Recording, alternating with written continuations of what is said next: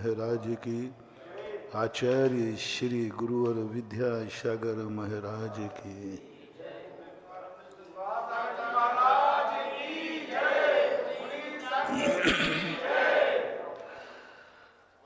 कल प्रसंग चला था, रास्ते नहीं बदलेंगे, हमें बदलना होगा। रास्ते नहीं मुड़ेंगे, हमें मुड़ना होगा। रास्ते हमारे अनुसार नहीं चलते हैं, हमें रास्तों के अनुसार चलना पड़ता है। दुनिया नहीं सुधरेगी, हमें सुधरना है।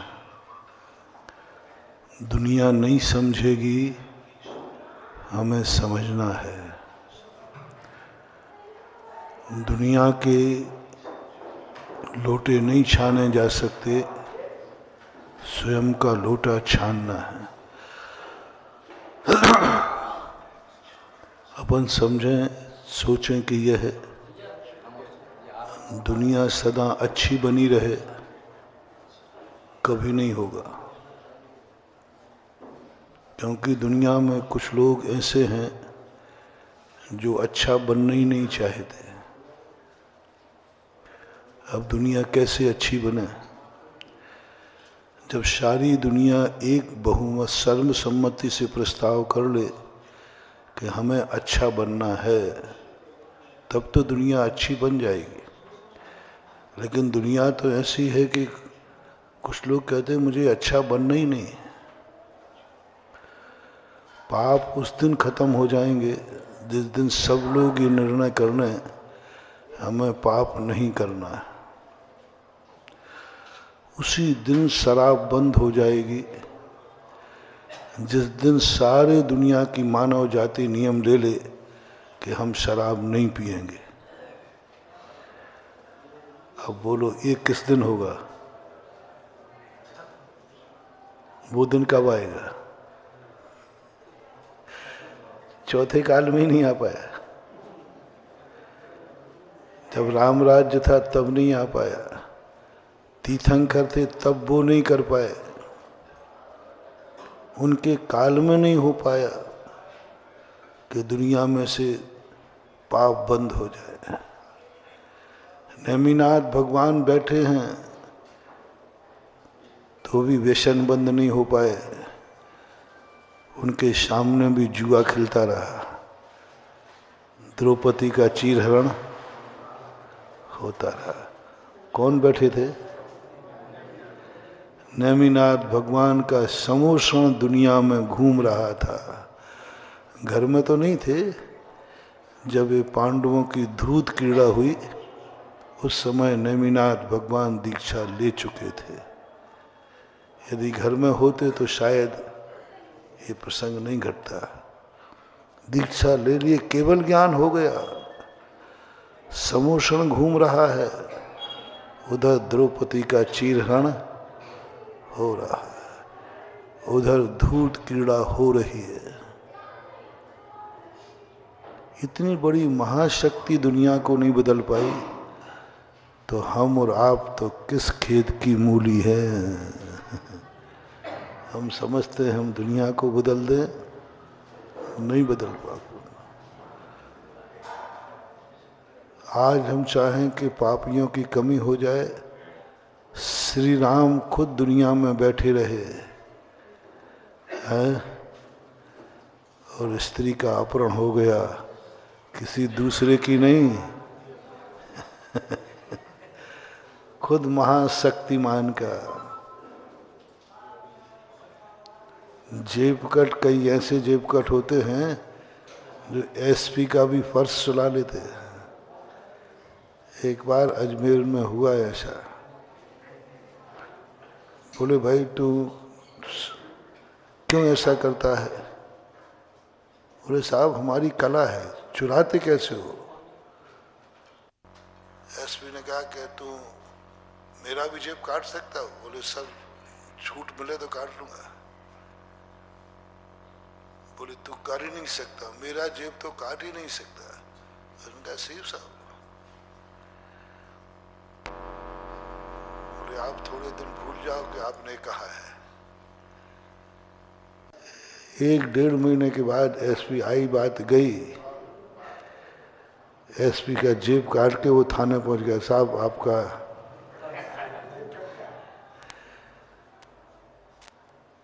पापियों को पापी हमेशा 2 रास्ते ज्यादा जानता है।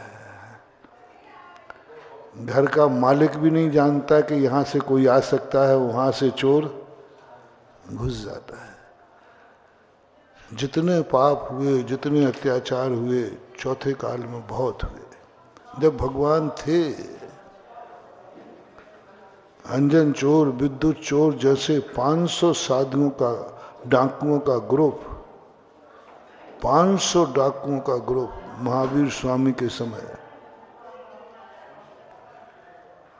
सारे के सारे बड़े पड़े, कोई नहीं सुधार पाया। बस एक ही रास्ता है कि हमें सुधरना है तो अपन सुधरने का रास्ता सुनो, अपना लोटा छानो। बस दुनिया की तरफ हम देखें, कर्तव्य करते जाओ, उपदेश देते जाओ। आदेश देने की जरूरत नहीं है, क्योंकि आदेश कोई मानने वाला नहीं है। बस बताते जाओ भाई तुम्हारी मर्जी पड़े, हमें खुद बदलना है। शायद हम बदल जाएं तो कोई दूसरा भी बदल सकता है। दूसरा बदलेगा जब हम बदलेंगे? नहीं, हम बदलेंगे, दूसरा बदले या न बदले। हमारी सृष्टि कैसी हो, हमारी दुनिया कैसी हो, दुनिया कैसी हो ये नहीं कह रहा हूं, हमारी सृष्टि कैसी हो। दुनिया कैसी हो ये नहीं, हमारी सृष्टि। 2 सृष्टि के रूप देखना। एक सृष्टि सामान्य, आकाश पाताल, स्वर्ग नरक, अमेरिका पाकिस्तान, सब ये सब है। तुम्हारी सृष्टि कितनी है? सृष्टि के 2 रूप करो, तुम्हारी सृष्टि और सृष्टि। तुम्हारी सृष्टि कैसी हो, तुम्हारी पृथ्वी कैसी हो, तुम्हारी पृथ्वी, दुनिया की पृथ्वी नहीं। तुम्हारी पृथ्वी कैसी हो, पृथ्वी कितनी बड़ी है? पाकिस्तान भी पृथ्वी है कि नहीं? अमेरिका, सब पृथ्वी है। तुम्हारी कौन सी पृथ्वी है जिसे तुम कहते हो ये मेरी पृथ्वी है? मेरी पृथ्वी कैसी हो? वंदे मातरम, मेरा भारत कैसा हो। पाकिस्तान कैसा हो ये सोचना भी मत, वो तो जैसा था वैसे रहेगा। हम कुछ कर भी नहीं पाएंगे। हमारा देश कैसा हो, क्योंकि हमारा है। सारे भारतवासियों को यह नहीं करना कि पाकिस्तान कब सुधरेगा, अमेरिका कब सुधरेगा, वो तो जैसा है वैसा रहेगा। पराई वस्तु को सुधारना, पराई वस्तु पर अपना विचार ले जाना, पराई वस्तुओं को लिए अच्छा कहने का प्रयास करना, सिर से पहाड़ फोड़ना। हमारा देश कैसा हो, वो हमारा देश है। हमारे देश की संस्कृति कैसी हो, हमारा देश में कैसा वातावरण होना चाहिए। सारे भारतवासी एक बार बैठ जाएं, सब बैठे, पूरे नागरिक, सबसे फॉर्म भरवाओ, मेरा भारत कैसा हो। बस सब एक साथ जुड़ जाएंगे तो भारत वैसा ही हो जाएगा जैसा हम चाहते हैं, क्योंकि वो मेरा है। भारत वैसा हो जाएगा जैसा हम चाहते हैं, क्योंकि वह मेरा है। मेरा मेरे अनुसार चलेगा, क्योंकि भारत मेरा है, इसलिए मेरा जो है वो मैं जैसा चाहता हूं वैसा हो जाएगा। अभी आप लोगों को भारत मेरा है ऐसा नजर नहीं आ रहा है, अभी आपको लग नहीं रहा है कि भारत मेरा है। कहते हैं ऊपर से, अनुभूति में नहीं आ रहा है। कहते हैं अपन कि भारत मेरा है, नहीं। अभी यदि अमेरिका वाला आपके बच्चे को, मैंने एक बार प्रैक्टिकल नहीं महाराज हम लोग भारत महान है, भारत कोई ज़्यादा कीमत नहीं है, भारत को तुम बेच दोगे। मेरा शब्द बहुत सस्ता है आपकी दृष्टि में, और नीति कहती है मेरा शब्द इतना है कि मेरे की रक्षा के लिए भी प्राण देना पड़े। मेरा, ये मेरा है। मेरे बेटे के लिए हिरणी प्राण दे देती है, मेरे राष्ट्र के लिए एक सैनिक प्राण दे देता है। मेरा सब, मेरे देश के लिए मैं कुछ भी कर सकता हूं।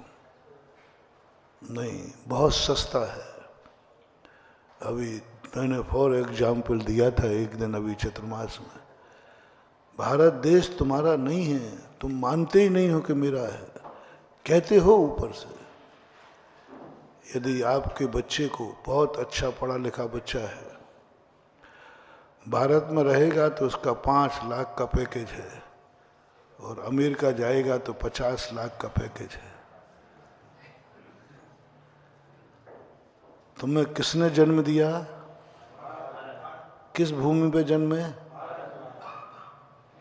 कर्म ने तुम्हें भारत भेजा। जाओ, तुम बहुत अच्छे माइंडेड हो, तुम बहुत अच्छे आदमी हो, तुम्हारा माइंड बहुत तेज है, इंजीनियर माइंड है, डॉक्टर माइंड है, सब कुछ तरफ से जाओ, तुम भारत को सुधारो। क्योंकि पूर्व भाव में तुमने कहा था मेरा भारत देश महान था, महान है और महान रहे। मेरा भारत देश विकसित हो, मेरा भारत देश बहुत ऊंचाइयों पर पहुंचे, मेरा आर्यखंड बहुत सबसे अच्छा बने, ये तुमने भावना की थी।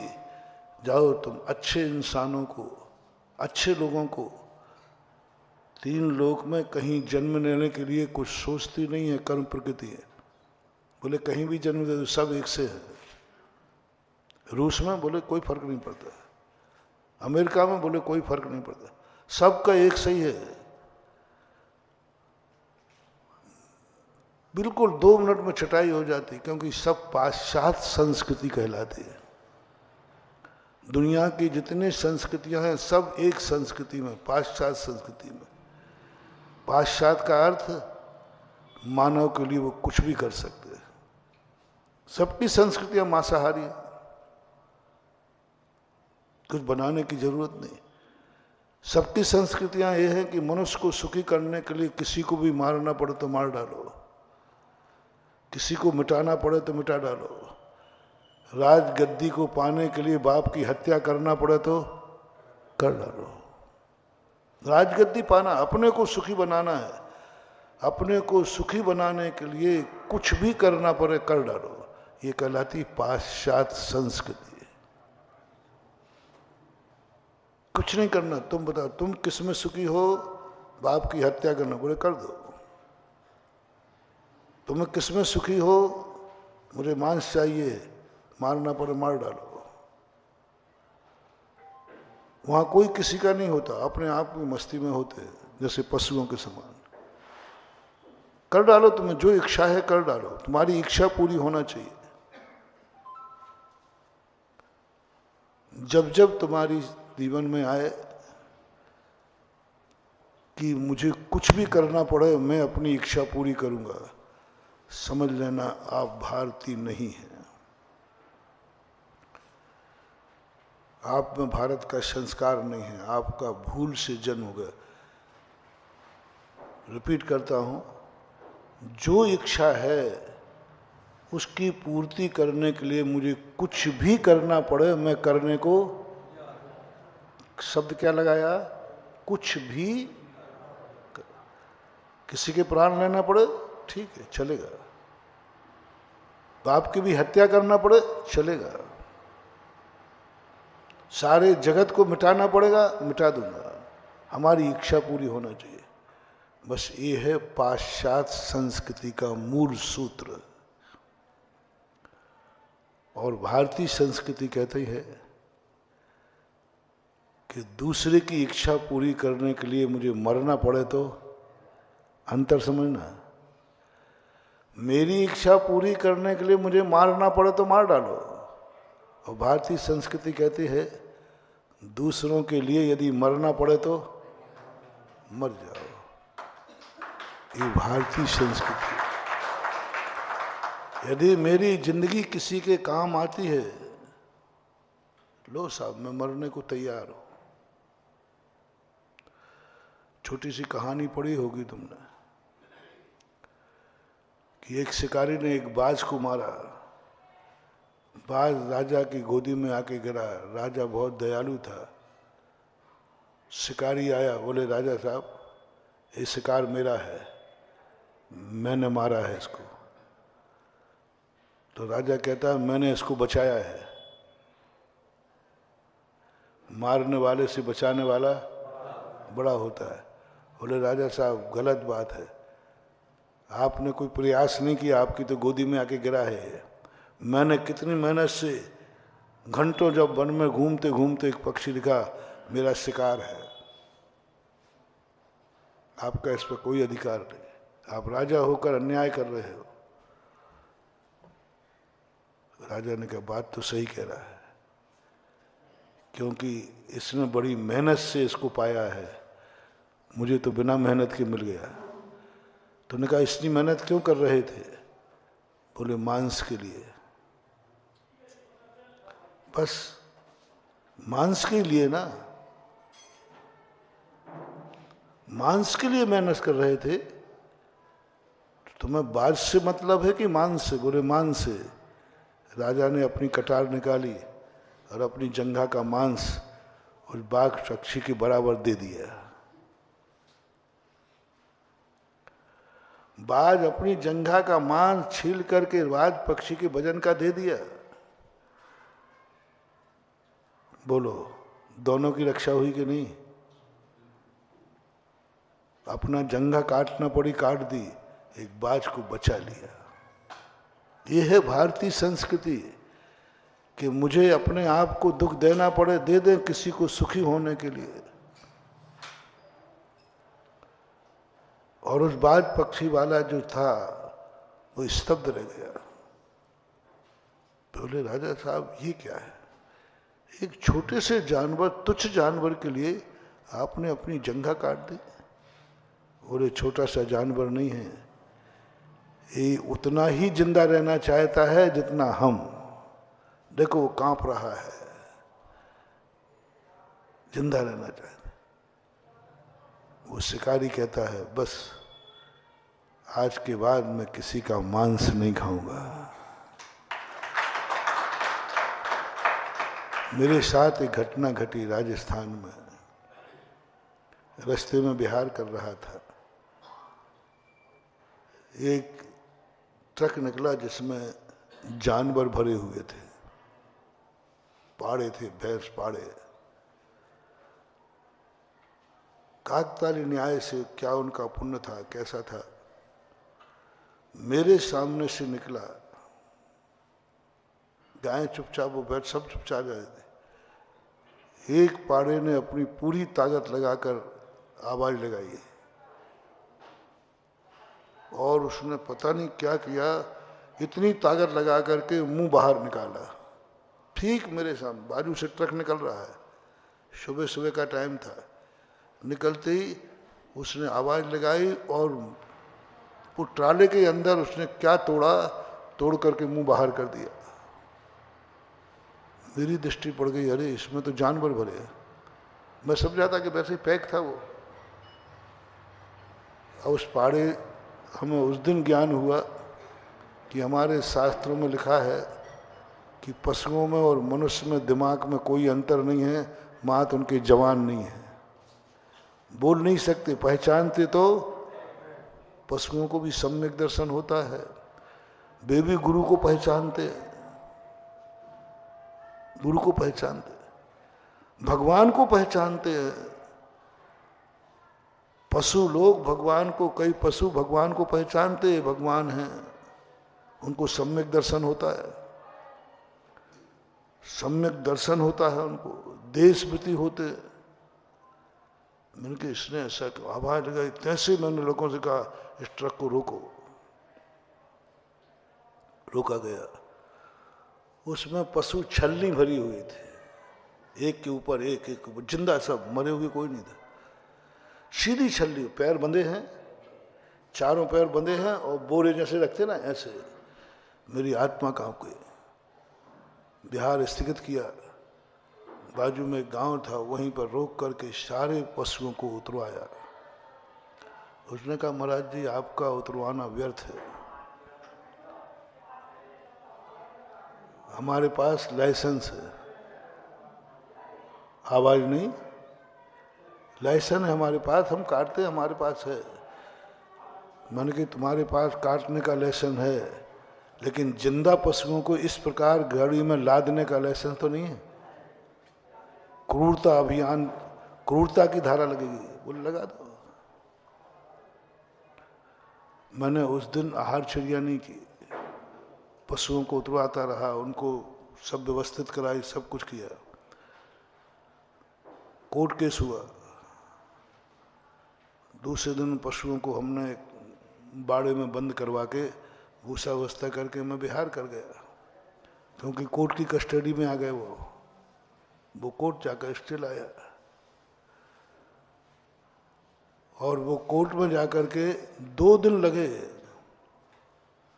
कोर्ट से बरी हो गया। 50 रुपए का जुर्माना हुआ क्रूरता का, कि भाई क्रूरता के कारण इसने ट्रक में भरे। तो मैंने 50 रुपए जुर्माना में। अंग्रेजों का बनाया हुआ नियम आज भी चल रहा है, क्योंकि अंग्रेजों ने ये बनाया था नियम क्रूरता का, क्योंकि क्रूरता वही करते थे, तो क्रूरता का केस चलता था, सस्ता बना दिया। आज भी 50 रुपए में छूट गया वो सारे पशु। बोले महाराज जी, वकील भी आया, सब आया, साहब पशुओं को छोड़ दीजिए, ये क्रूरता अभियान का इसको सजा मिल गई 50 रुपया। मेरी आत्मा दहल गई। नीची गर्दन करके वो कसाई जो था वो कहता महाराज जी आपको इतनी तकलीफ हो रही है?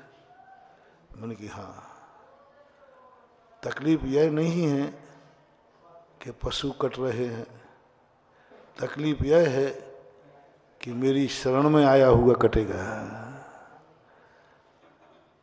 कम से कम हम और अधिकार नहीं है तो हम पैर के नीचे की चींटी तो बचाते ही हैं।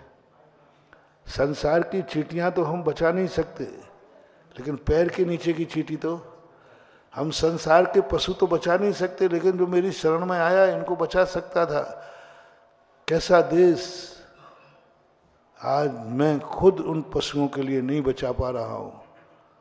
पशुओं के सामने मैं खड़ा हुआ, जैसे सारे पशु कह रहा हूँ महाराज आपकी शरण में आने के बाद अभी मैं काट दिए जाएंगे। मैं कुछ नहीं कर पाया, आंख बंद करके खड़ा हो गया। कसाई का हृदय परिवर्तन हुआ। महाराज आपने जो कानून की धमकी दी थी उसमें तो मैं जीत गया ना। मैंने कहा आप जीत गए, आपके देश में ही आप हार गए ना। मैंने कहा हार गया, लेकिन महाराज आज इन पशुओं के प्रति दया, जिनसे आपका कोई लेना देना नहीं, आप जब इतने द्रवीभूत हो रहे हैं तो लो मैं इन पशुओं को छोड़ता हूं आपकी शरण में, छोड़ता हूं। मैंने कहा ये बात यदि आप मेरे से इतने द्रवीभूत हुए हैं तो क्यों ना भविष्य में ये धंधा नहीं करके दूसरा करना। तुम जो सहायता करो मैं करने को तैयार हूं। जो धंधा करना चाहो मैं करने को तैयार हूं, कराऊंगा तुम्हें, बस तुम एक धंधा छोड़ दो। बोले महाराज इस पर विचार करना पड़ेगा। आज तो इतना तो करता हूं कि जो पशु आपकी शरण में आ गए इनको तो बरी करता हूं। मन के चलो एक खुश है। उस दिन में वो कहानी मुझे याद आई। एक पक्षी को बचाने के लिए अपना मांस काट के दे दिया तो उसने सदा सदा के लिए मांस त्याग दिया। हमारा बलिदान नहीं हो रहा है, हम बलिदान नहीं कर पा रहे। हम कह रहे हैं कि हम दुनिया को मारने को तैयार हैं, हमारे लिए हमारी इच्छाएं पूरी होना चाहिए, हमारा स्वार्थ पूरा होना चाहिए, हम किसी को भी मार सकते हैं। लेकिन भारत देश की संस्कृति है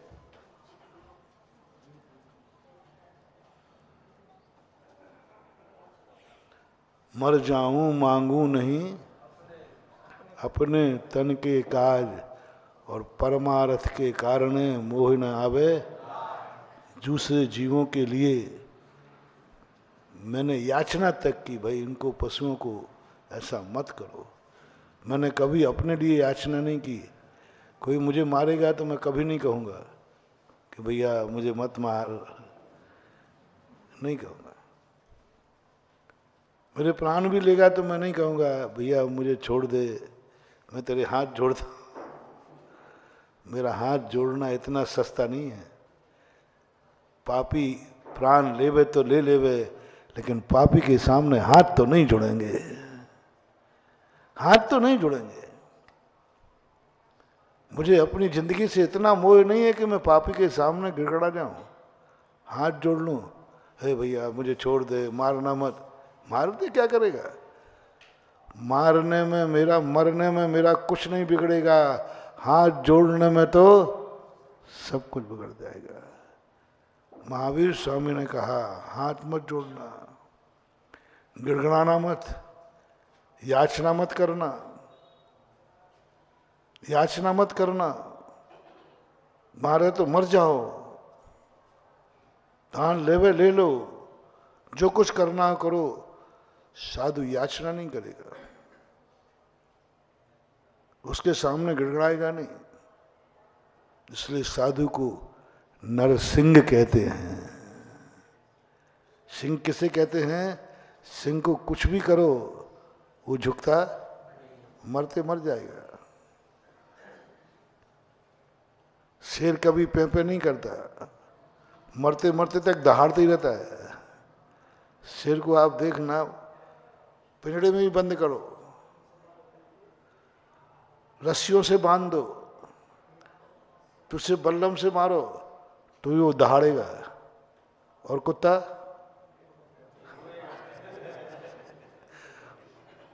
कुत्ता भौंकेगा नहीं, जैसे ही बंद करोगे ना तो पे पे पे पे करेगा। अभी भौंक रहा था। शेर कभी पे नहीं करता,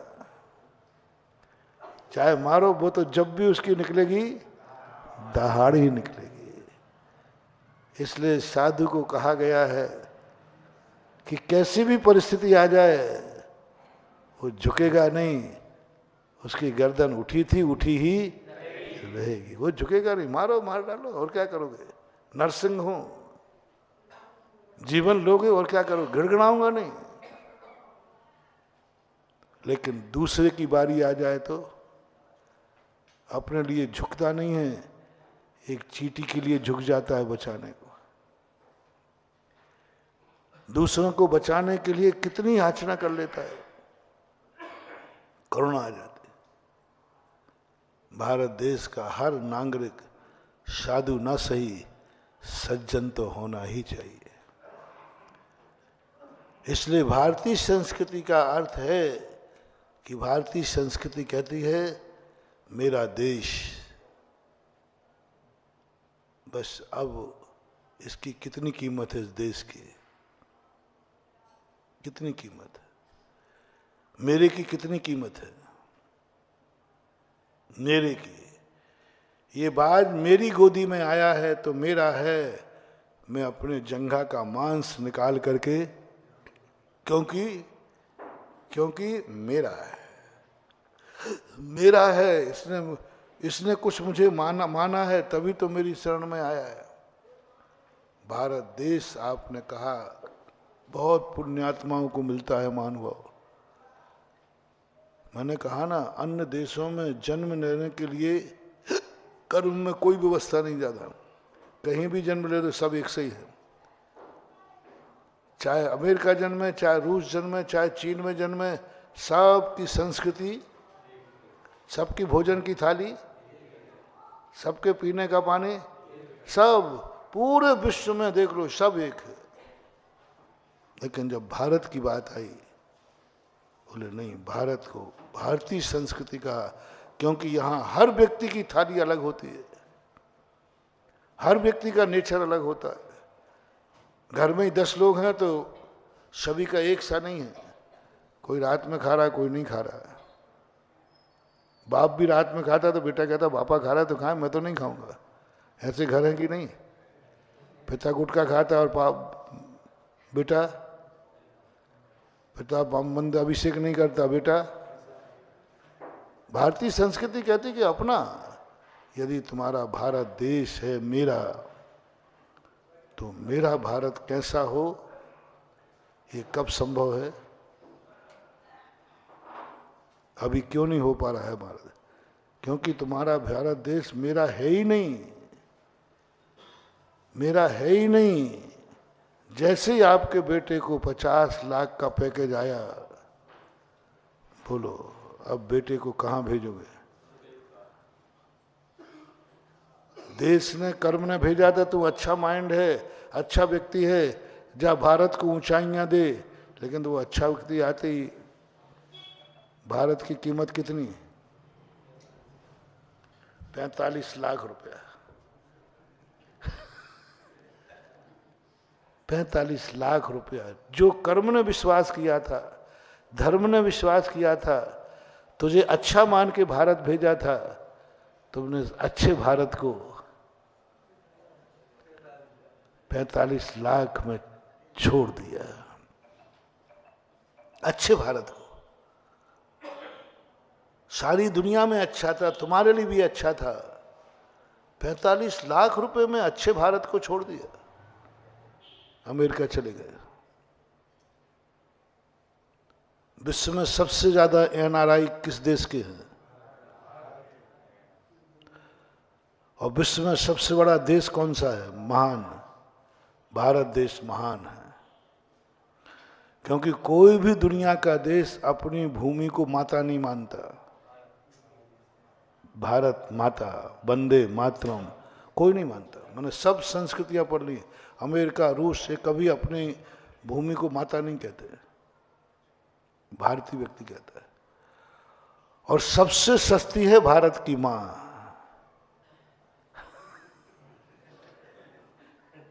सबसे सस्ती, 45 लाख रुपए में बेच दिया। चलो जाते हैं। आज जितने अच्छे माइंड थे वे सब विदेशों को बढ़ावा दे रहे हैं, उनको समृद्ध बना रहे। आज अमेरिका, ओबामा ने कहा था कि एक दिन सारा अमेरिका इंडियन माइंड होगा, क्योंकि जितने अच्छे दिमाग हैं सब अमेरिका को समृद्ध बना रहे हैं, रूस को समृद्ध बना रहे हैं, उनको शक्ति दे रहे हैं, और हमारे देश को खोखला कर रहे हैं। और माइंड हमारा है, बेटा हमारा है, लेकिन 45 लाख रुपए में हमारा बेटा पराया हो गया। जितने अच्छे डॉक्टर, जितने अच्छे इंजीनियर, जितने अच्छे व्यापारी, वे सब विदेश में हैं, यहाँ तो सब गधा हैं। क्या बात है? बच्चा पढ़ते ही, कॉलेज में पढ़ते ही विदेशी कंपनी आ जाती हैं, वहीं पैकेज शुरू कर देते हो। नौकरी तुम बाद में, पढ़ाई बाद में छोड़ना, पहले एग्रीमेंट कर लीजिए। यदि मेरा देश हो तो लाख उपाय करो, पूरे 3 लोग की जन्नत दे दो, तो मैं भारत का बेटा हूं, भारत में ही कमाई करूंगा और दिमाग भारत में लगाऊंगा। सारे एनआरआई यदि भारत लौट के आ जाएं, हमारे भारत के सामने अमेरिका टिकेगा नहीं। सारे भारतीय दुनिया जानती है, जब अंग्रेज लोग यहाँ थे तब वहाँ सर्वे हुआ था कि अंग्रेज के 18 सैनिक और भारत का 1 सैनिक बराबर होता था। एक गिनती की जाती थी भारत में कितने सैनिक हैं वहाँ मोर्चे पे, उसमें 18 प्लस करके सैनिक भेजती थी अंग्रेज लोग। जैसे उनको पता चला कि यहाँ पर 100 सैनिक खड़े हैं, अब 100 सैनिक को पार करना है, जीतना है, तो कितने भेजेंगे?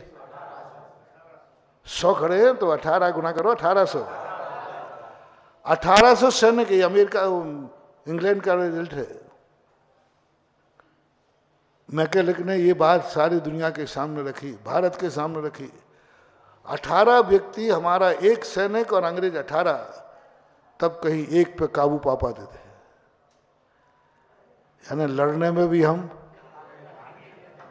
18 गुने हैं, देश की रक्षा करने में 18, सब तरफ से हम 18 गुने हैं। लेकिन हम खोखले वहां पड़ गए कि हमारे अच्छे माइंड सब बाहर जा रहे हैं,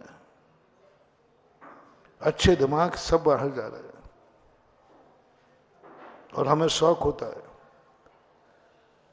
और हम जब अमेरिका से लौटते हैं तो 90% अमेरिका की प्रशंसा करते हुए पाए जाते हैं, भारत की बुराई वहां की प्रशंसा करते हैं।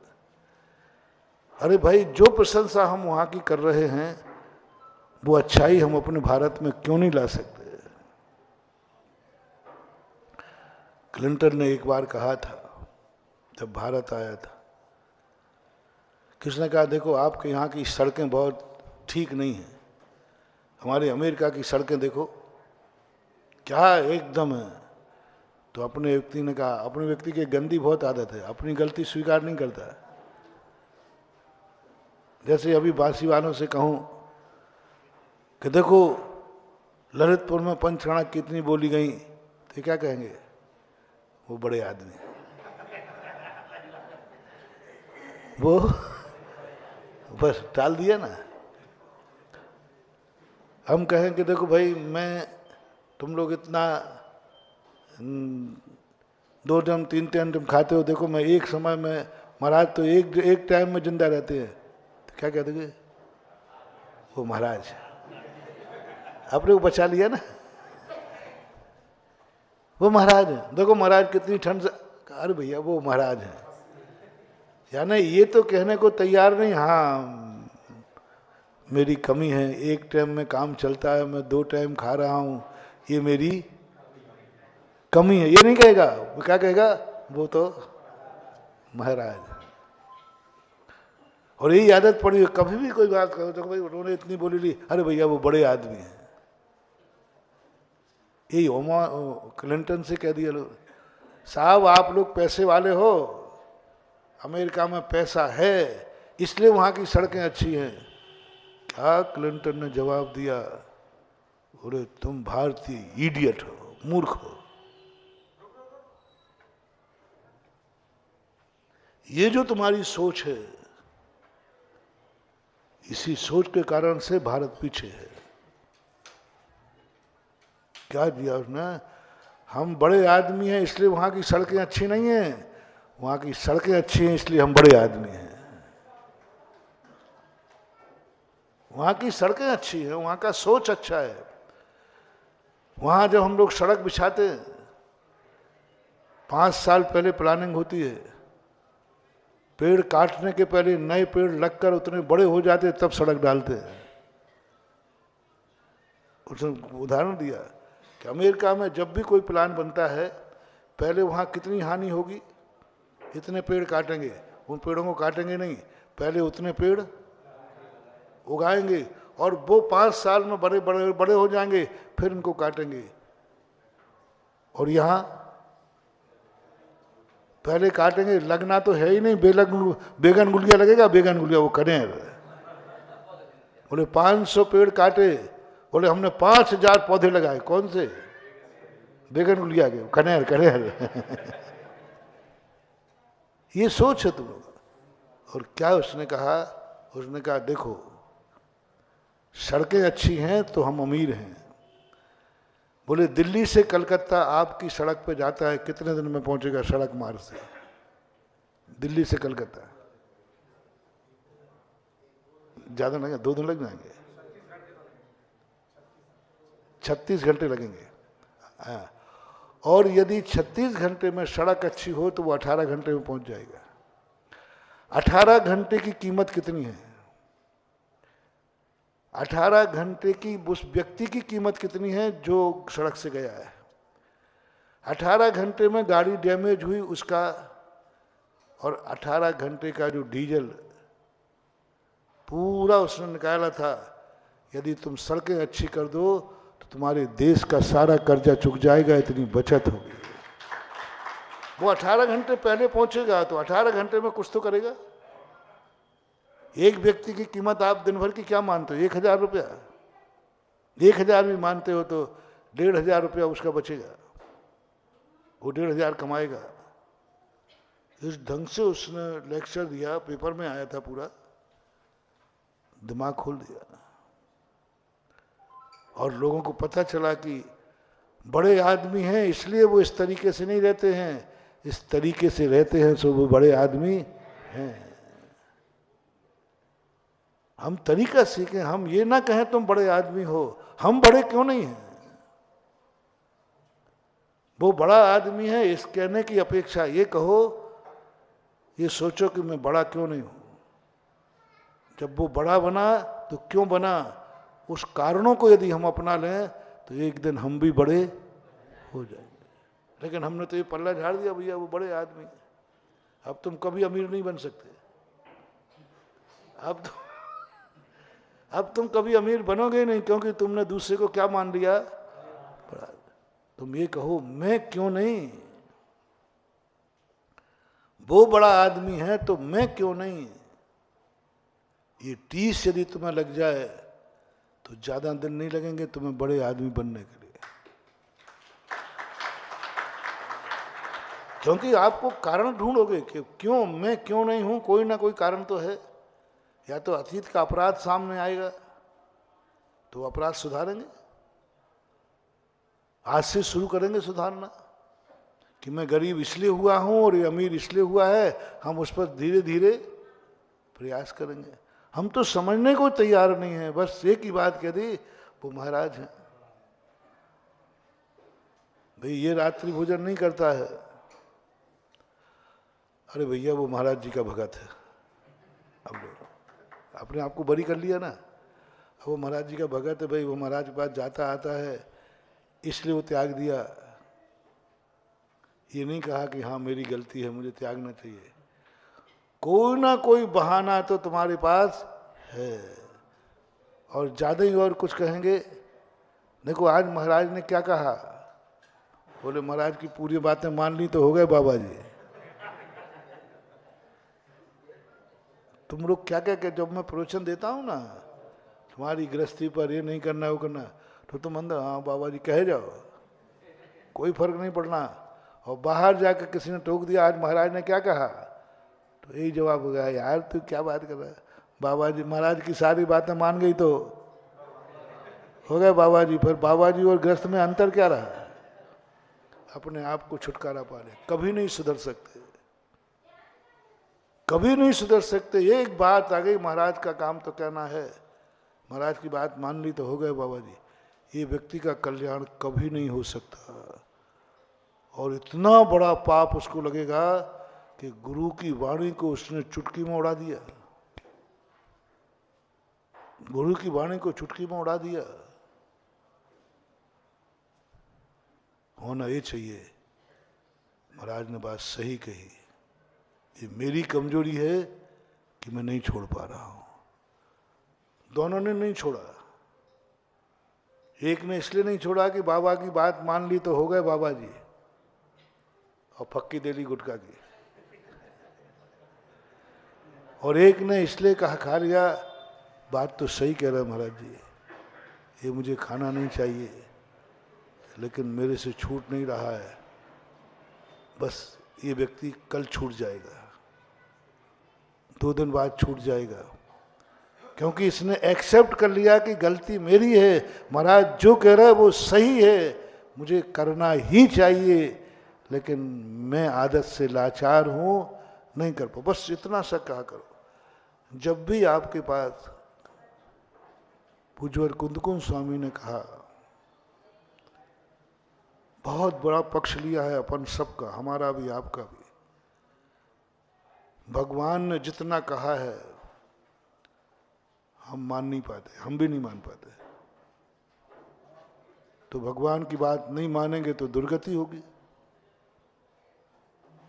भगवान ने जो कहा हम नहीं करेंगे तो दुर्गति होगी। और जो जो भगवान ने कहा पूरा आज तक कोई मान नहीं पाया, तो फिर तो हमारी दुर्गति होगी। हम भगवान की बात नहीं मान रहे हैं। तो कुंदकुंज स्वामी कहते हैं मैं बचा लूंगा तुझे, बस इतना सा बोल दो। इतना मत कहना कि भगवान की बात मान ली तो हो गए भगवान, उनका काम तो कहना ही है। बस एक शब्द बोल दो, भगवान ने जो कहा है, गुरु ने जो कहा है वही सत्य है, वही मुझे करना चाहिए, लेकिन मेरी कमजोरी है कि मैं ऐसा कर पाऊं। बस इतना कह देना, आप सम्यक दृष्टि। जम सक्कई तम की रही, जम चरण सक्कई च सद्धरणम।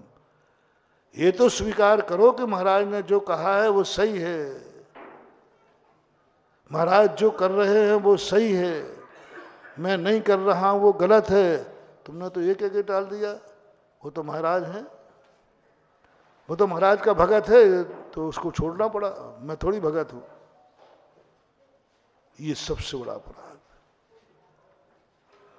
इसलिए सबसे पहले अपनी जिंदगी में ये मानो कि नहीं, जो भी हमारे गार्जियन, जो भी हमारे गुरु कह रहे हैं वही अंतिम सत्य है। अब कर पाऊंगा या, लेकिन सत्य तो यही है। टीस लगाओ, टीस लगाओ। मैंने चातुर्मासिक प्रवचनों में कहा था, आप कुछ भी नहीं छोड़ पा रहे हो, कुछ भी नहीं छोड़ पा रहे। शराब भी पीते हो, गुटखा भी खाते हो, सब विषण करते हो, रात में खाते, अवक्ष खाते, कोई बात नहीं। 3-4 दिन प्रवचन दिए थे, कोई बात नहीं। कितना सीधा बन गया मैं। महाराज जी मैं शराब पीता हूं, कोई बात नहीं बेटा, कोई बात नहीं। महाराज मैं एक गल व्यसन भी करता हूं, कोई बात नहीं, कोई बात नहीं। बस एक बात बोल दो, जो करते हो क्या वह सही है? क्या वह सही है? यदि तुमने कहा हाँ सही है, बच जाओ, अब तुम्हारा कल्याण नहीं हो सकता। तुमने कहा नहीं महाराज सही तो नहीं है, गलत है, नहीं करना चाहिए, लेकिन मैं आदत से लाचार हूं, मैं पापी हूं, बच जाओ, मैं तुम्हें अपना चेला बना लूंगा सारे पाप करते हुए भी। मैं शराबी हूं महाराज, मैं शराब पीता हूं, छोड़ नहीं पाऊंगा। बस ये अच्छा कार्य है कि बुरा? बोले बहुत बुरा। तो बुरा करने वाला व्यक्ति कैसा होता है? बोले बुरा करने वाला बुरा होता है, पाप करने में पापी हूं। बस एक बात पर, अंजन चोर को एक ही बात पर गुरु ने चेला बना लिया। पहली बात तो तुम सबसे ज्यादा सत्य छुपाते हो। यदि तुमसे कहूं तुम सब चोर बैठे हो, महाराज जी थोड़ा होश में बोलो, होश में बोलो। बांसी वाले यहां से थोड़ी है कि सब चोर बैठे हैं। तो ये बता दो भैया, चोरी का त्याग कौन से महाराज के सामने किया था? नहीं, नियम तो नहीं लिया। इसका अर्थ है अभी तक मौका मिला नहीं, जिस दिन मिल जाएगा, जिस दिन मिल जाए, नहीं मिल जाए तो ढांका डाले बिना नहीं रहेंगे। वो तो मिला नहीं, ताला तोड़ नहीं पा रहे हैं। हम सब पाप के लिए बैठे हैं, पाप नहीं कर पा रहे हैं इसलिए। पाप को तुम बुरा मानोगे उसी दिन छोड़ दोगे। अंजन चोर से गुरु ने इतने ही पूछा, तुम कौन हो? कोई अपने पापी नहीं बताता। कोई व्यक्ति अपने मुख से नहीं कहता मैं पापी हूं। कोई नहीं कहता मैं कसाई हूं। कोई नहीं कहता कि मैं डाकू हूं। कोई नहीं कहता मैं हिंसक हूं। और सब कर रहे हैं। पहला लक्षण सीखो, तुम जो भी कर रहे हो गुरु के सामने सत्य बोलना। शराबी हो, मैं शराबी हूं।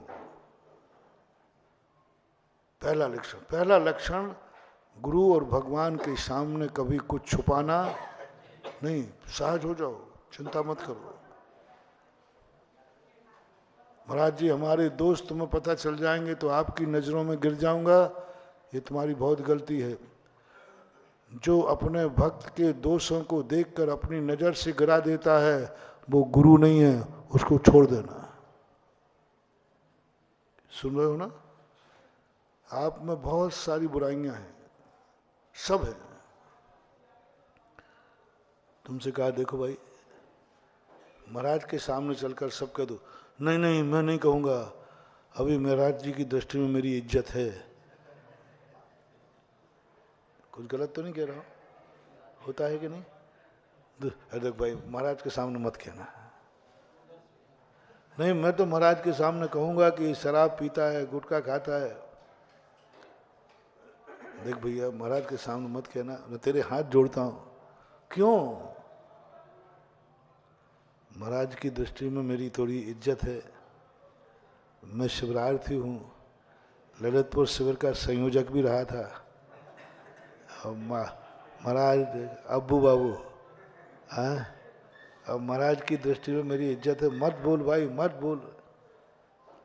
मैंने देख लिया एक दिन,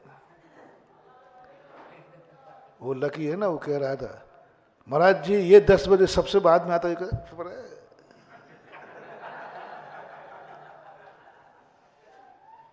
तू क्यों मुझे महाराज की दृष्टि में कहाँ के मंदिर की? बड़े मंदिर की है। हाँ, और महाराज जी सबसे पर लेट ही आता है। और उसने कहा ये महाराज की दृष्टि में मुझे गिराएगा। नहीं महानुभाव, माँ बाप और गुरु अपने चेले, अपने भक्त और अपने बेटे की दोष देखकर नजरों से नहीं गिराते हैं, नजरों से उठा लेते हैं।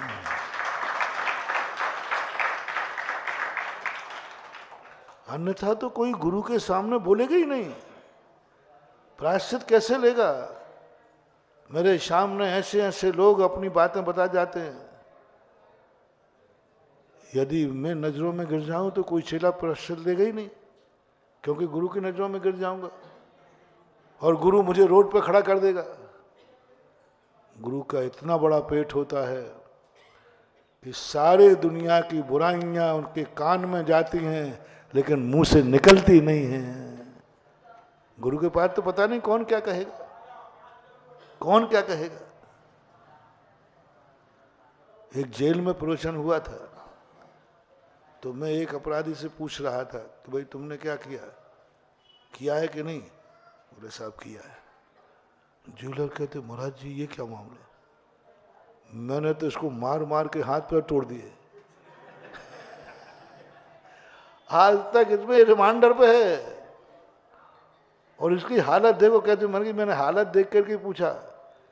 बोले महाराज जी मैं इसको पुलिस में भेज चुका हूँ, ठुक चुका, पिट चुका सब, लेकिन इसने अभी तक कबूल नहीं किया। और आपने तो एक बार भी पूछा है और इन्होंने कह दिया हाँ किया है। महाराज जी ये कौन सा जादू है बताओ आप? अब तो जब से किसी को कबूल करवाना पड़ेगा आपको बुलाऊंगा या आपके पास लाऊंगा। इसने कबूल कैसे कर लिया? ये तो कर ही नहीं सकता था। इसने तो स्पष्ट करे तो मार डालो तो भी मैं अपने मुंह से नहीं कहूंगा। और आपके सामने मैंने जेलर साहब से कहा, मैंने कहा ये बताओ आपके सामने ये कबूल कर लेगा तो आप क्या करोगे? जेल में डाल दोगे कि अपराधी ने अपराध कबूल, अब गवाही की जरूरत ही नहीं है, तुम जेल में डाल दोगे। और हमारे सामने कबूल कर लिया, हम इसे गले लगा लेंगे। हम घृणा पाप से करते हैं, पापी से नहीं। और तुम्हारे कानून में पाप से कोई मतलब नहीं है, पापी से मतलब है। कबूल करते तुम तुरंत जेल में डाल दोगे, कुछ भी नहीं सुनोगे, अपराधी ने कबूल कर लिया। और हमारे यहाँ जब कोई शिष्य प्रायश्चित लेता है, अपराध कबूल करता है, तो उसके लिए इतनी अच्छी दृष्टि से देखा जाता है, ये तपस्वी है। प्रायश्चित तप है ना, प्रायश्चित तप है, तप में लीन हो गया। कभी मत सोचो, यदि तुम्हारा गुरु सच्चा है, खोटा गुरु है तो मैं नहीं कहता, सब लोग पहले अपने अपने गुरु को पहचानो। तुम्हारा गुरु कैसा है? हाँ, ऊपर से कह रहे हो, अभी पूछता हूं। यदि तुम्हारा गुरु सच्चा है, क्या प्रमाण पत्र है तुम्हारा गुरु सच्चा है? क्या तुम हर गलती, हर बुराई अपने गुरु के सामने स्पष्ट कह सकते हो? डर तो नहीं लग रहा है? बहुत गंदी बात है, बहुत गंदी बात, जो तुम कहीं नहीं कह सकते। तुम मर्डर करके आए हो, तुम विचार करके आए हो, तुम पाप करके आए हो, बोलो। किसी के सामने नहीं बोल सकते। क्या तुम गुरु के सामने बोलने की हिम्मत है? डरते हुए नहीं, डरते हुए नहीं। गुरु से नहीं छुपाऊंगा। कहां जा रहे हो? बोले गुरु के पास। अच्छे अपराधी होते हैं, अपराध करने के बाद तुरंत थाने में पहुंच जाते हैं। साहब परेशान मत हो, परेशान मत हो, मैंने ये अपराध और मुझे सजा दी जाए। ऐसा ही सच्चा चेला, सच्चा भक्त, कितना भी अपराध हो जाए, कहां जा रहा है? बोले गुरु के पास। बोले क्यों? उनसे नहीं छुपाऊंगा। मैं जो कुछ भी हूं उसकी सूचना गुरु के पास रहना चाहिए। मैंने अच्छा किया है तो गुरु को मालूम रहे, बुरा किया है तो गुरु का मास रहे।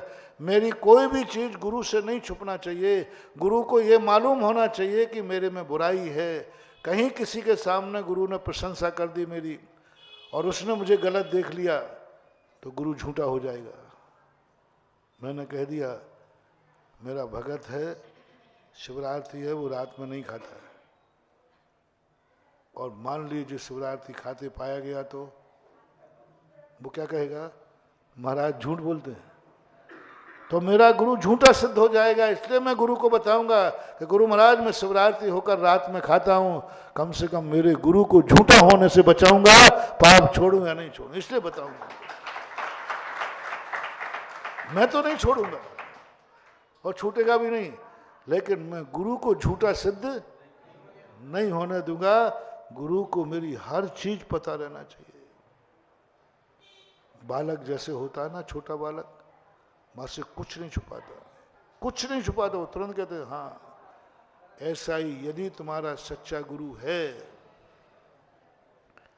उसकी पहचान ये है कि तुम अपनी किसी भी बुराई को कहने में ये तो नहीं डर लग रहा है कि मैंने बता दिया तो महाराज क्या सोचेंगे, मैंने बता दिया तो महाराज की नजरों में मैं गिर जाऊंगा। नहीं, महानुभाव नहीं। गुरु सच्चा है तो चिंता मत करो। जितनी बुराई तुम उद्घाटित करोगे, गुरु उसी दिन से तुम्हें अपनी नजरों में उठाने का प्रयास करेगा। डॉक्टर से बीमारी और गुरु से बुराई छुपाने का हस्त्र क्या है?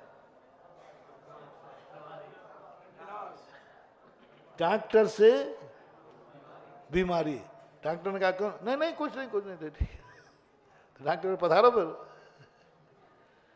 डॉक्टर से बीमारी नहीं और गुरु से बुराई कभी मत छुपाना। और जैसे ही डॉक्टर को बीमारी पता चल जाए तुम्हारी, तो वो लोग दुखी होते होंगे, खुश है? डॉक्टर को बीमारी पकड़ में आ जाए तो खुश होते होंगे, दुखी? अब भैया मजा आ गया, डॉक्टर को बीमारी पकड़ में आ गई। इसी प्रकार दी सेम, डॉक्टर से बुराई छुपाना नहीं, गुरु से। और गुरु को बुराई पता चल जाए तो क्या करना है? अब मर गए, अब मर गए। अब महाराज को पता चल गया कि बुढ़ा अब कल ही मेरी खैरियत नहीं है, बस अब विनाश का समय आ गया। अभी तक नहीं विनाश था, अभी तक तुम जो बुराई कर रहे थे उसमें इतना विनाश नहीं था, लेकिन अब तुमने कहा कि गुरु को पता न चल जाए, और गुरु को मालूम चल गया और आपको डर लग गया, अब मेरा क्या होगा, अब मैं कैसे मुंह दिखाऊंगा महाराज को, क्योंकि महाराज की दृष्टि में मैं तो बहुत अच्छा था, बहुत बढ़िया महाराज मानते थे, सबसे कहते थे, अब मेरी एक और पता, अब मेरा क्या होगा। समझ लेना तुमने अभी गुरु बनाया ही नहीं, बनाया ही नहीं। कह रहे हो कि गुरु है, गुरु का सबसे बड़ा थर्मामीटर है, सबसे बड़ा थर्मामीटर है, जिसके सामने हमें कुछ भी छुपाने का भाव ना आवे, कुछ भी नहीं, खुली किताब है गुरु के लिए। गुरु उसे ही बनाया जाता है जिसके सामने हम सब कुछ बोल सकें। क्या कहा? जिसके सामने हम सब कुछ बोल सकें, और उसके बोलने के बाद फिर कुछ बोल नहीं सके। क्या कहा? रिपीट करता हूं, अदालत होती ना, जब तक फैसला नहीं हुआ वकील को सब कुछ बोलने का अधिकार है कि नहीं? सब पूरा। यदि 1 तारीख और मांगता है तो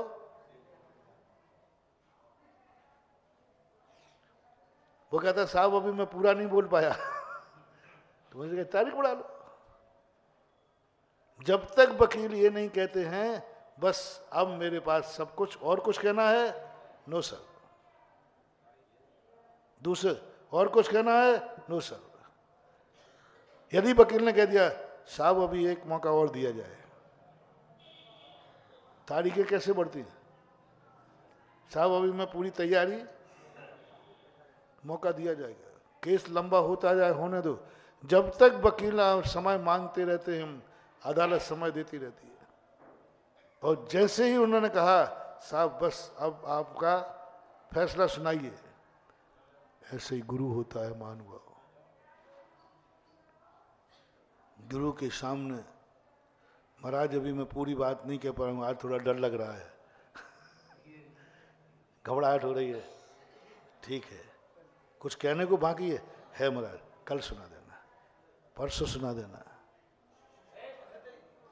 तो गुरु वह है जिसके सामने तुम सब कुछ बोल सको, अच्छा भी और बुरा भी। लेकिन मजिस्ट्रेट के फैसले के बाद फिर वकील, बस गुरु जब तक नहीं बोले तब सब बोल दो, और गुरु के बोलने के बाद फिर माननीय गुरु जी नमोस्तु, अदालत का फैसला मंजूर है, फिर कुछ नहीं करना। ये फैसला गलत हुआ सही हुआ, ये कोर्ट की अवमानना है, कोर्ट की अवमानना है। गुरु ने गलत किया सही किया कुछ नहीं, गुरु ने कह दिया ना। ऐसा गुरु बनाओ। गुरु बना तो लिया है लेकिन अभी गुरु का आनंद नहीं लिया, गुरु का आनंद नहीं लिया। गुरु के सामने हम बहुत मायावी हैं, बहुत मायाचारी है, बहुत सारी बातें छुपा के रखे हैं। खुद अपनी अपनी छाती पे हाथ रख के पूछ लो कितनी कमियां हैं जो अभी तुम्हारे गुरु को मालूम नहीं है तुम्हारी है। आंख बंद करो, लिस्ट बनाओ, है ना, बहुत सारी आएंगी।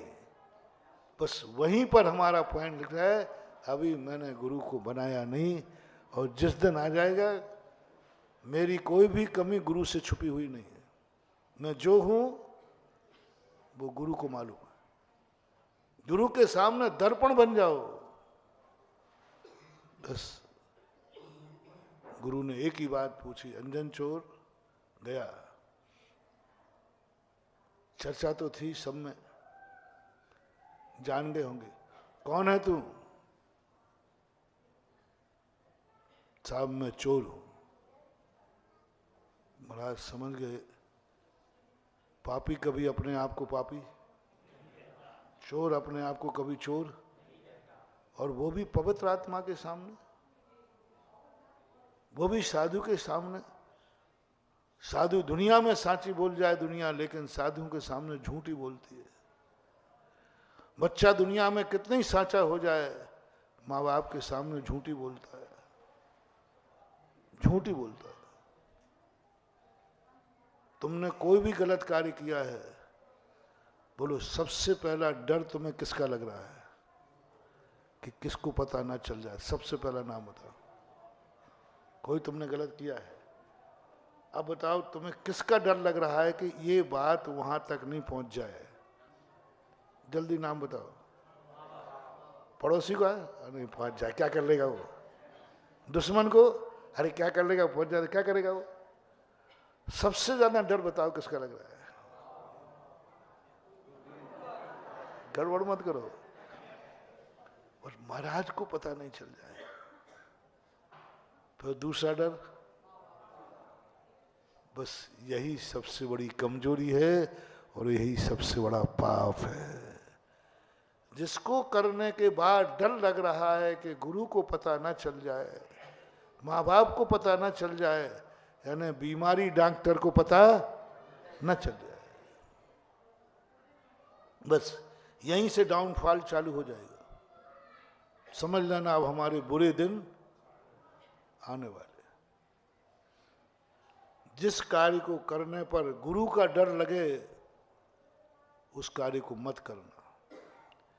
जिस कार्य करने के बाद माँ बाप का डर लगे उस कार्य को मत करना।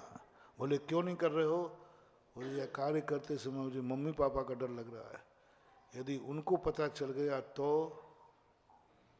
मैं सहन नहीं कर पाऊंगा, इसलिए मैं ये कार्य नहीं करूंगा। और कर लिया है तो मैं किसी को बताऊं या नहीं बताऊं, सबसे पहले मैं अपने गुरु को बताऊंगा, गुरुदेव मेरे से ये हो गया। और किसी को बताऊं या नहीं बताऊं, मम्मी पापा को, कि मेरे से ये हो गया, हो गया। संभाल लेंगे सब, बताओ तो सही, सत्य बोलना सीखो। चोर, चोर कभी अपने को चोर नहीं बोलता। दूसरा प्रश्न किया, चोर हो तो यहां क्यों आए हो? तुम जो चोरी करते हुए ठीक है कि नहीं? बोले गलत है, बहुत गलत है, महान पाप है ये, मुझे इससे घृणा हो रही है, महान पाप है, मैं पापी हूं महाराज। क्या इस पापी का उद्धार हो सकता है? पापी का उद्धार हो सकता है? तुम लोग तो कहते महाराज जी आपको मालूम मैं तो कोई गलत करते ही नहीं, हमें और फंसा रहा है बेटा। महाराज आपको मालूम कि मैं कभी झूठ तो, अरे भाई मुझे कहाँ से मालूम है, मेरे से तो नियम लिया ही नहीं तूने। लेकिन ऐसी आदत है आप लोगों की, देखो आपको तो मालूम है मैं कभी गलत नहीं मानूंगा। अंजन चोर कहता है नहीं प्रभु, मैं पापी हूं, मैं चोर हूं और चोर पापी हूं, पापी हूं। बस गुरु समझ गए कि इसको थोड़ा भी डर नहीं है कि गुरु के सामने अपने आप को पापी कहूंगा तो ये जेल भेज देंगे, नजरों से हटा देंगे, हट यहाँ से, यहाँ चोरों डाकुओं के लिए स्थान नहीं है, क्योंकि ये साधु हैं। विपरीत है कि नहीं? साधु और डाकू विपरीत नेचर के हैं कि नहीं? तो विपरीत नेचर को कायदा से हटा देना चाहिए, हट यहाँ से, चला है यहाँ, पापियों का दरवाजा नहीं है, ये पुण्यात्माओं का दरवाजा है। ये डर नहीं लगा तुझे? बोले नहीं, मुझे नहीं डर लग रहा है। तुझे भय नहीं लग रहा है? चोर कहते अभी हाल मेरे भक्त आएंगे और तुम्हें पकड़वा दूंगा, बोले नहीं लग रहा है। बस उसी समय गुरु ने अंजन चोर को आशीर्वाद दे दिया, तू मेरा चेला बन सकता है, साधु भी बन सकता है, क्योंकि तेरे पास एक गुण है, सत्य बोलना। दूसरा गुण है कि पाप को पाप कहना। तीसरा गुण है कि गुरु से तू डर नहीं रहा है, अपनी बुराई कहते थे। 3 गुण थे बस। पहला उसने क्या बोला? सत्य बोला, मैं कौन हूं। दूसरा क्या बोला? ये गलत है, ये गलत है, ये पाप है, ये बुराई है। और तीसरा क्या किया उसने? गुरु के सामने डर नहीं लगा कि गुरु कहीं मुझे यहाँ से सामने से निकाल, चल यहाँ से। आज ये 3 गुणों के कारण से गुरु ने दीक्षा दे दी। और ऐसी दीक्षा हुई, ऐसी दीक्षा हुई, गुरु दीक्षा देते रहे और अंजन चोर ने केवल ज्ञान प्राप्त करके मोक्ष चला गया। इन 3 बातों के कारण से, मां 3 बातों के कारण से, और कोई कारण नहीं था। तपस्या तो सब करते थे, गुरु तपस्या कर ही रहे थे, लेकिन अंजन चोर ने 3 बातों पर ऐसा जोर दिया, नहीं मुझे गुरु के सामने कहने दो, मुझे विश्वास है मेरा गुरु नजरों से गिराएगा नहीं, मुझे नजरों से उठाएगा। इसलिए मैं कह रहा था, तुमने कोई गलत किया है, छुपाना मत, गुरु है, छुपाना मत, गुरु है, सही बोल दो, वो गिराएगा नहीं, वो तुम्हें उठाने का। डॉक्टर से बीमारी बताओगे तो वो मार डालेगा कि बचाएगा? बीमारी पता चलते ही डॉक्टर मारेगा नहीं, बचाएगा यदि डॉक्टर अच्छा है तो ऐसी स्थिति में हमारा भारत देश, इसलिए मैंने प्रारंभ में कहा ना, दुनिया कैसी हो ये सोचना तुम्हारा व्यर्थ है। दुनिया कैसी हो ये सोचना तुम्हारा व्यर्थ है। तुम जितना भी सोचोगे दुनिया वैसी हो ही। हमारी सृष्टि कैसी हो, हमारा देश कैसा हो, यही शुरू किया था ना। अमेरिका कैसा हो, रूस कैसा हो, पाकिस्तान कैसा हो, ये सब करने से कुछ नहीं होने वाला। वो तो जैसे थे, क्योंकि वो पराये हैं, वो परदेश है।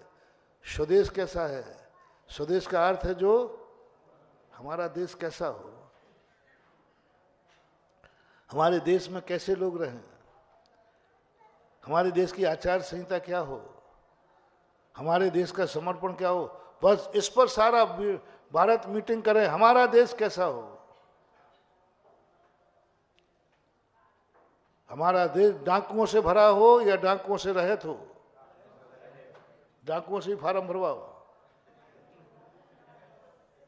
डाकुओं से। देश कैसा हो? हमारा देश शराबियों से भरा हो, पापों से भरा हो, कैसा हो हमारा देश? कैसा हो हमारा देश? वहीं तुम्हारी नियत पता चल जाएगी। महाराज कोई ने झूठ बोल दिया तो चिंता मत करो। किसी ने झूठ बोल दिया तो फिर क्या होगा? बहुमत हो गया, देश में डाकुओं से भरा देश हो, शराब से भरा देश हो, जहां शराब बिल्कुल फ्री मिलती हो, 24 घंटे के पीछे ऐसा देश हो, कह सकता है कोई? महाराज ऐसा देश हो जहां जुआ के, हर घर में जुआ का फड़ लगा हो, हर घर में शराब पी जाती हो, ऐसा देश हो कि महाराज लोग भी। हाँ कह सकता है, कोई बड़ी बात नहीं, दुनिया की चिंता नहीं करना, डरो मत। मैं अब शिविर में होता हूँ ना, तो सब लोगों से कहता हूँ खुली शंका करो। अभी संस्थान के बच्चे आए तो बहुत, मैंने कहा देखो मैं तुम्हारा गुरु हूँ तो डरना मत, जो तुम्हारे मन में भाव हो पर्ची में लिख दो, नाम मत लिखना। तुम्हें डर लगेगा क्योंकि नाम लिखने से तुम्हें लग रहा है कि मुझे महाराज को गाली देना है, दे देना, मैं बोल रहा हूँ लिख देना। तुम लिखो तो सही, मैं तुम्हारा गुरु हूँ, तुम कहो तो सही कि मुझे ये बीमारी है, मेरे पास दवाई है। समस्या तो ये आ रही कि मुझे बीमारी पकड़ में नहीं आ रही है, तुम छुपा के बैठे हो।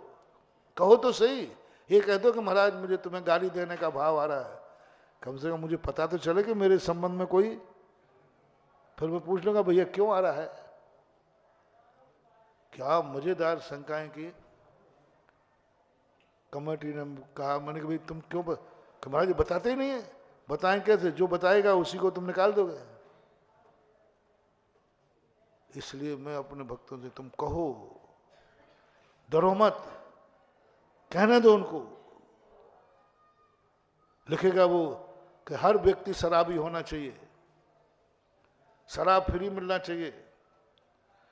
कोई भी व्यक्ति अपने घर में ताला नहीं लगाएगा, सबकी तिजोरियां कौन कहेगा? डाकू कहेगा ना।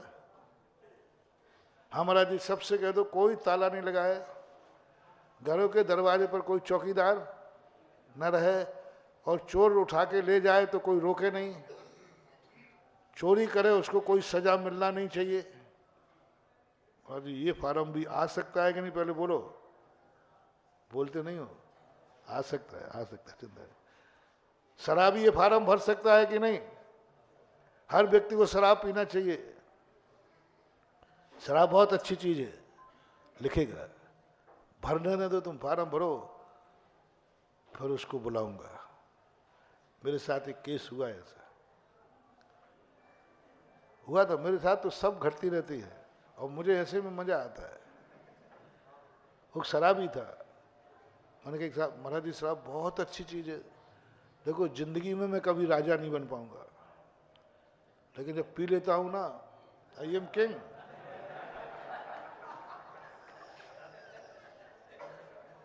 बहुत अच्छी चीज है महाराज जी, बहुत बढ़िया, मजा आता है इसमें। आप भी एक बार पी के देख लो तो आप भी नहीं छोड़ोगे। खुला था ऐसे ही, मुझसे बहुत दिनों से छुड़ाना चाहता, वो छोड़ता नहीं था। वो ऐसी मजाक करता, महाराज जी देखो शराब बराबर अच्छी चीज, सब दुनिया भूल जाती है, जैसी दुनिया जीना चाहो एक बोतल पियो। और मैंने कहा देखो सही बताना, शराब अच्छी चीज है। बोले महाराज सही कह रहा हूँ, शराब बहुत अच्छी चीज है, बहुत अच्छी चीज। मैंने कहा एक बार और बोलो, 3 बार बोल दिया। मैंने की बात पर कायम रहोगे? बात पर कायम रहोगे? शराब अच्छी चीज है। बोले महाराज है, कायम हूं। मैंने आंख बंद की, बदलना मत, बोलो तुम लोग भी बोलो उसके पक्ष में, शराब बोलो ना। सही क्या बात हो गई? तुम शराब नहीं लेकर के और कुछ ले लेना, कोई क्या बात हो गई? सबके अंदर कोई ना कोई बुराई तो, जिसके अंदर जो जो बुराइयां हो, आज बोलो बहुत अच्छी चीज है। महिलाएं बोलो सासू से लड़ना अच्छी चीज है, क्योंकि तुम लड़ती हो। सासू बोलो बहू से लड़ना अच्छी चीज है, बोलो तुम्हें जो बोलना हो बोलो। देखो भाई सासू से नहीं लड़ना चाहिए, बोले महाराज लड़े बिना मामला नहीं सुलटेगा। चलो ठीक है, तुम्हें जो बुराइयां हो उसको अच्छा कहना है तुम्हें, ये सब अच्छा है, लड़ना अच्छा है। भाई भाई से धन दौलत के लिए लड़ना अच्छा है। तुम्हारा बंटवारी चल रहा है मान लो किसी का, मैं कहूँ भैया देखो लड़ो मत, इस भाई के लिए थोड़ा चला जा। अरे नहीं महाराज ये सब बात गलत है, अपना हिस्सा लड़ करके भी लेना चाहिए। बाप से, हाँ पापा नहीं देगा तो लड़के लेना चाहिए, अधिकार है, मैं उनका बेटा हूं। देखो बाप से नहीं लड़, बोले महाराज ये सब बेकार की बातें हैं। लेना चाहिए अपना हिस्सा, बाप का भी सिर फोड़ कर लेना चाहिए, हिस्सा लेना चाहिए। आपके बेटे की शादी है भाई, दहेज, महाराज जी दहेज लेना ही चाहिए। दहेज के बिना क्या मामला सुलटेगा? कुछ तो मिलना तो चाहिए। तुम्हें जो भरना है भर देना। देखो आज मासी में मैं बहुत खुश हूं कल से, जो तुम्हें चाहिए हो, जो तुम्हारे अंदर बुराई हो उस पर नीचे ये सब ठीक है। दहेज लेना, शराब पीना, भाई से लड़ना, सासू से लड़ना, महाराज से भी लड़ना, लिख दो कोई बात नहीं है, हमने केमिक छूट मिली है। पर ध्यान रखना, लिखने के बाद आपको सिद्ध करना पड़ेगा। आपने सिद्ध करना पड़ेगा कि मैंने जो लिखा है वो सही लिखा है, ये सिद्ध करना पड़ेगा आपको। बोले महाराज कर दूंगा सिद्ध। मैंने आंख बंद की उस शराबी से, मैंने कहा भाई तेरे यहाँ बिटिया है, बेटी है क्या? वो एकदम महाराज जी कहाँ से कहाँ पहुंच गए? बच्ची है कि जवान है? बिटिया है। तो मैंने कही जवान है कि छोटी है? बोले जवान है। वो सोचा महाराज जी कहाँ का कहाँ फेंकना चाहते पता नहीं। बोले जवान है। वो शादी करना चाहती है कि पृथ्वी स्थली जाना चाहती है? बोले महाराज शादी करेगी। मैंने कही वचन पक्का है? शराब पीना नियम करो कि बेटी हम उसी से विवाह करेंगे जो दिन भर शराब पीता होगा। प्रैक्टिकल है, नियम कर। यहां पर तू शराब अच्छी चीज है, तू बेटी का बाप है, दुश्मन है कि बाप है? दुश्मन है कि बाप है? बोले बाप हूं। तेरी बेटी है कि दूसरे की पढ़ाई की तो नहीं उठा के ले आया? अब मैं जम के आ गया अपने पे। जो मुझे शराब पिला दे फिर मैं भी कोई कम हूं क्या? जो कहता है महाराज शराब अच्छी है, उसको इतनी शर्म नहीं आ रही कि महाराज के सामने बोल रहा हूं। मैंने कहा ध्यान रखना, तू तेरी बेटी तेरी है कि दूसरे की है? बोले मेरी है। मैं बाप हूं। तो बाप कभी गलत चीज में नहीं जाएगा। नियम कर अभी कि मैं बेटी उसी को दूंगा जो दिन भर। चुपचाप के मेरा उठा, श्रीफल उठा।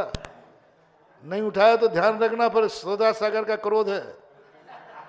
यहां झूठ बोलने का अर्थ गुरु से कपट, मित्र से चोरी, या हो निर्धन या हो कोड़ी। गुरु से कपट, मित्र से चोरी, या हो निर्धन। आज बर्बाद हो जाएगा, आज बर्बाद हो जाएगा। तूने झूठ बोला है गुरु के सामने। शराब अच्छी चीज है तो बेटी का कुंवर साहब कैसा मिलना चाहिए? है हिम्मत? है हिम्मत? बोले नहीं महाराज। क्यों? क्योंकि शराब तो क्यों? शराब तो अच्छी चीज है। जो सबसे ज्यादा शराब पीता होगा बेटी को उसी से विवाह कराएंगे। है कोई माई का लाल शराबी बाप?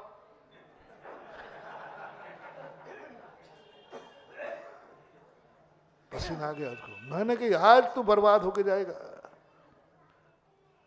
या तो बर्बाद होके जाएगा और या ये कहेगा शराब पीना बहुत बड़ा अपराध है, पाप है, बुरा है। दो में से एक कर ले, या तो बेटी की शादी शराबी से कर और या तू अपने अपराध को स्वीकार कर।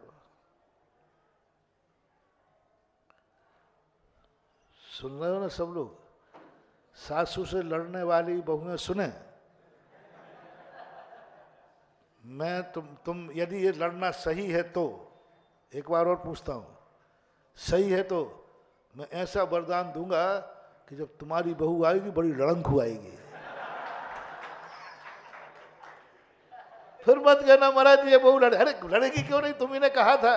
वो फार्म में रखवा दूंगा घर में, वो तुम्हारा रखा हुआ फार्म दे दूंगा आने वाली बहू को कि तुम्हारी सासू कहती थी सासू से लड़ना अच्छी चीज है। और फिर बताना, फिर कहना कि अच्छा लड़ना ठीक है। फिर कहना जब दहेज लेना अच्छी चीज है। जब बिटिया की शादी होता हुआ, बेटा की शादी में दहेज अच्छा है और बेटी की शादी में दहेज अभिशाप है। ये पक्षपात नहीं चलेगा। जो बुरा है वह सदा बुरा ही रहेगा, जो अच्छा है वो सदा, चाहे मेरे लिए हो चाहे परा के लिए हो। मैंने उसको कहलवा दिया, रो पड़ा। बोले महाराज शराब बुरी है, मैंने बुरा कहा, मैंने आपको झूठ बोला। मैंने कहा इतने से काम नहीं निपटेगा, अपराध हो चुका है, सजा कबूल करते हो? बोले महाराज जो प्रायश्चित दोगे वही। मैंने कि जो तूने कहा कि महाराज सबको पीना चाहिए, आज के बाद कुंवर साहब भी पिएंगे या आज के बाद तू नहीं पिएगा? छोड़ाया? छोड़ दिया। आज भी जिंदा है, वो याद करता है किसी से मेरा फेरा पड़ा था। समय आपका हो गया है। सबसे बड़ी बात अपन ने सीखी, दुनिया कैसी हो ये नहीं देना, हमारी दुनिया कैसी हो इस प्रसंग पर अपन चले थे। हमारी दुनिया कैसी हो, रास्ते कैसे हो उससे मतलब नहीं है, हमारा रास्ता कैसा हो। दुनिया के रास्ते कैसे हमें मतलब नहीं, हमारा रास्ता कैसा है।